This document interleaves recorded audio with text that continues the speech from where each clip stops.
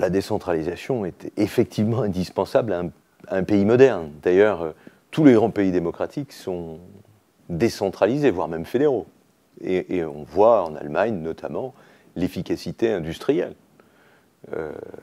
Des taux de chômage qui sont autour de 5 à 6% dans certains Länder.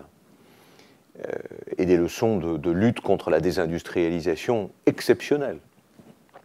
Aujourd'hui, nous avons en France une société très complexe qui a besoin de proximité sur la décision. Nous avons des régions et des départements qui ont fait leur job.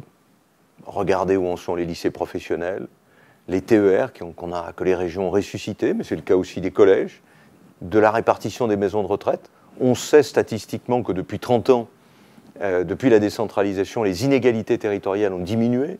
Et puis pour la région aujourd'hui, nous sommes en phase avec tous les investissements d'avenir, avec la recherche et la formation. Nous décloisonnons le rapport entre le monde de l'emploi, le monde de la formation et le monde des employeurs, le monde des entreprises.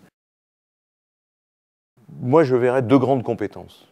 Le développement économique branché sur la recherche et les entreprises, et le service public de l'emploi, en dehors, bien entendu, de compétences qu'il a sur les lycées. Une compétence développement économique large.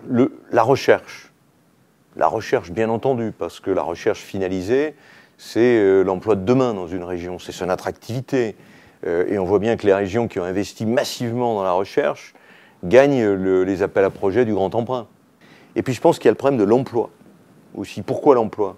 D'abord parce que la région connaît le monde des employeurs, connaît là où il y a des métiers en tension, connaît là où il faudrait assurer des formations, puisqu'on a la compétence de formation, des lycées, de l'apprentissage, de la formation professionnelle. Faire parler deux mondes qui ne se parlent pas.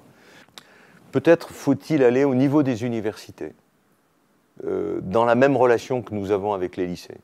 Il y a peut-être la politique agricole, ou au moins une partie de la politique agricole. On aide de plus en plus l'agriculture. Mais tout ça doit se traduire, bien entendu, par des ressources. Quand on sait que l'Aquitaine a un budget d'1,3 milliard, 3 millions et 250 000 habitants, le Pays Basque qui a un peu moins de 3 millions d'habitants, mais un budget de 10 milliards. Donc on voit bien la puissance de feu, la réactivité. Enfin, il est temps en tout cas de faire bouger les choses. Je pense qu'il faut une volonté politique d'abord. Sans volonté politique, des grandes formations politiques, et je ne suis pas sûr qu'elles soient très affirmées.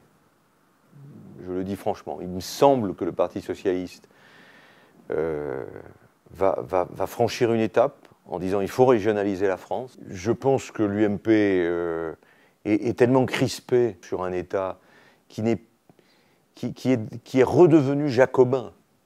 Je pense, ceci dit, que les Français se rendent compte que ce qui est proche est plus efficace.